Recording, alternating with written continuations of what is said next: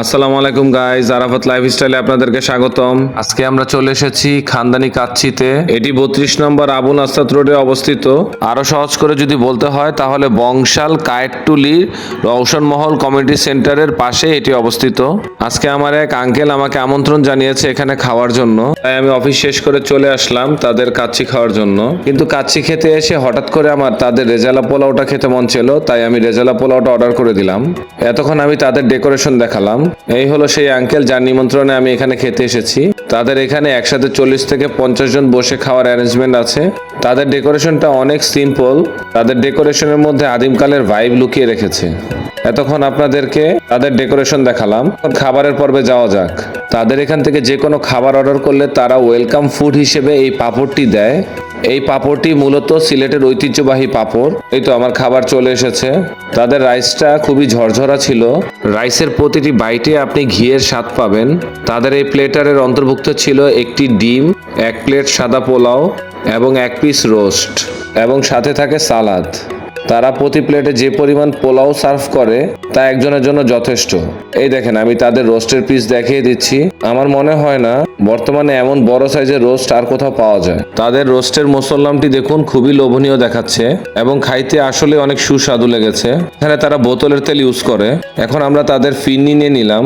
তাদের এখানে গেলে ফিরনি অবশ্যই খাবেন, এটা মাস্ট রিকমেন্ড। সাথে আমি তাদের অ্যাড্রেস এবং মোবাইল নাম্বারটিও দেখিয়ে দিলাম। তাদের এই ফিরনিটিও অসাধারণ মজা ছিল। এক কথায় বলতে গেলে পুরান ঢাকার বিয়ের অনুষ্ঠানে আমরা যেরকম খাবার খাই সেম ভাইবটা পাবেন আপনি এই দোকানের খাবার খেলে। আগামী সপ্তাহ থেকে তারা গরুর বিরিয়ানি এবং খাসির বিরিয়ানি চালু করছে। বংশালে গেলে অবশ্যই খানদানি কাচ্চিতে একবার হলেও যাবেন। ধন্যবাদ সবাইকে ভিডিও দেখার জন্য। এই হলো তাদের মেনু। আসসালামু আলাইকুম। আমরা এখন কথা বলবো হলো আপনার খানদানি কাচ্চির যে মূল বাবুর্চি আছে নাজির ভাইয়ের সাথে। ওনার মুখে একটু শুনি আমরা, দেখি উনি কিভাবে পোলাওগুলো রান্না করতেছে, কি কি মশলা দিয়ে রান্না করতেছে যার ফলে এত টেস্ট হচ্ছে খাবারটা। ঠিক আছে, আমরা ওনার সাথে কথা বলতেছি। আমাদের কাচ্চি, এটা খাসির কাচ্চি হয়। এর মধ্যে 17টা আইটেম থাকে। কিন্তু ঢাকা শহরে অনেক দোকান আছে নাম করা, কিন্তু উনি এটা খানদানি কাচ্চি নতুন করছে। কিন্তু কাচ্চির মধ্যে যা যা লাগে সম্পূর্ণ জিনিস এখানে দেওয়া হয়। বিয়াবাড়ি ছিল গুড়, বিয়াবাড়ির খাবার ছিল এটা গুড়। আপনারা কয় রকমের মশলা ইউজ করেন? এটা 17টা আইটেম দেওয়া হয়। আপনার ডিপ্লোমা দুধ দেওয়া হয়, বাদাম দেওয়া হয়, ঘি দেওয়া হয়, আলু বখরা দেওয়া হয়, কিশমিশ দেওয়া হয়, তারপর কবাব চিনি দেওয়া হয়, পিপল দেওয়া হয়, বস দেওয়া হয়, জত্রি দেওয়া হয়, এলাচি দেওয়া হয়, কালা এলাচি যেটা বলে ওটাও লাগে, সাদা এলাচি ওটাও লাগে, দারচিনি দেওয়া হয়।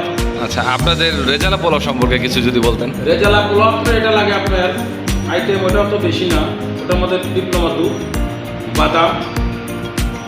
বাদাম দেওয়া হয়, আলু বখরা দেওয়া হয়, কিশমিশ দেওয়া হয়, ঘি দেওয়া হয়, এটার মধ্যে পেঁয়াজ দেওয়া হয়, কাঁচামরিচ দেওয়া হয়, দালচিনির যেটা দেওয়া হয়, আস্তা দেওয়া হয়, এইটা কি। এটা হলো রেজালা, এটা হলো মুরগির রেজালা। আর আপনাদের গরুর বিরিয়ানিটা এখনো চালু হয় না? আমাদের গরুর বিরিয়ানি চালু হয় না, ইনশাল্লাহ। আমরা গরুর বিরিয়ানি কি সামনে আমরা কাচ্চিও দিব, গরুর কাচ্চিও দিবেন? এই যে ঠান্ডার মৌসুম আসতেছে, আমরা কাচ্চিও দিব। খাসির কাচ্চি আমরা ব্যবহার করবো, এখানে চালু করবো। আর গরুর বিরিয়ানিটাও চালু করবেন? হ্যাঁ, গরুর বিরিয়ানি, খাসির বিরিয়ানি এটাও দিব আমরা সামনে আর কি। ঠিক আছে, আপনাকে অনেক ধন্যবাদ আমাদেরকে সময় দেওয়ার জন্য। জি, আসসালামু আলাইকুম।